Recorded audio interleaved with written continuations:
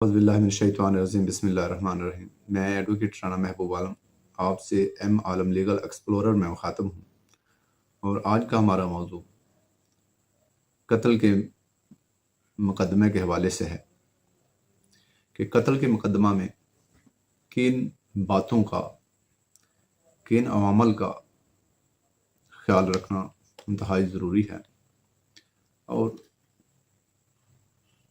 किन अवामल और किन इवेंट्स को मद्देनज़र रखते हुए कोर्ट अपना फैसला सादर फरमाती हैं। तो इस ज़िमन में आज हमने सुप्रीम कोर्ट ऑफ पाकिस्तान की लेटेस्ट जजमेंट जो 2025 SCMR 835 पेज पे शाया हुई है का इंतखाब किया है।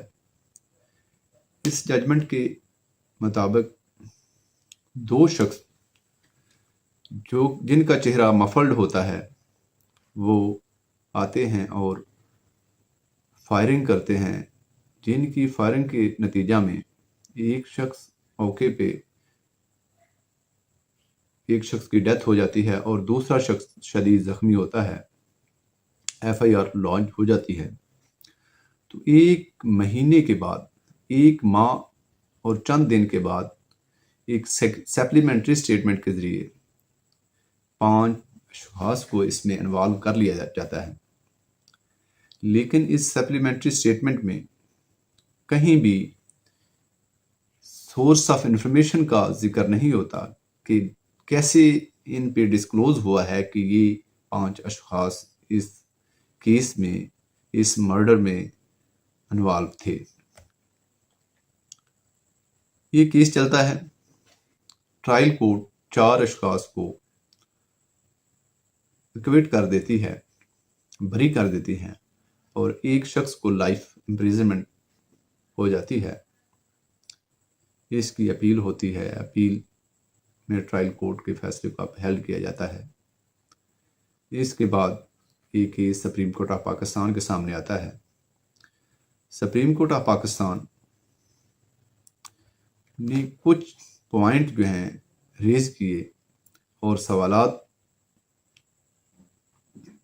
का जवाब ढूंढा कि कैसे एक माह के बाद कैसे मालूम हुआ कि ये 5 शख्स जो है ये इन्वॉल्व हैं इस केस में। दूसरा, जब ये शख्स मफल्ड थे तो फिर कैसे आइडेंटिफिकेशन परेड की ज़रूरत पेश ना आई, और आइडेंटिफिकेशन परेड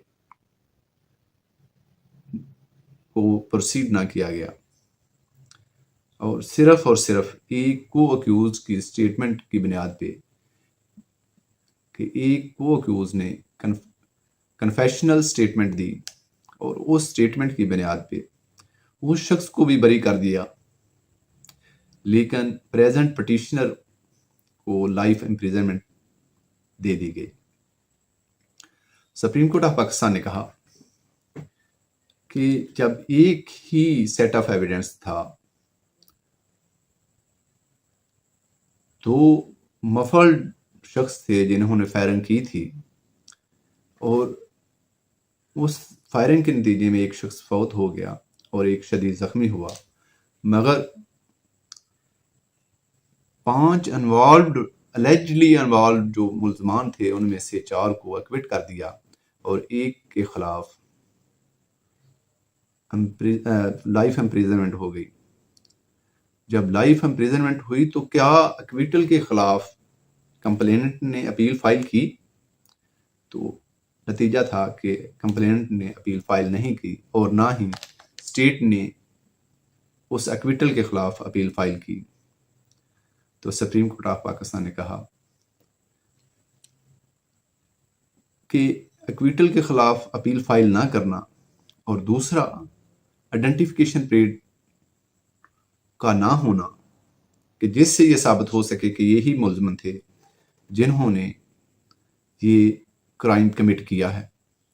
तीसरा, एक माह और चंद दिन के बाद ये एक सप्लीमेंट्री स्टेटमेंट में ये मुल्ज़मान जो हैं इनको नॉमिनेट किया जाता है।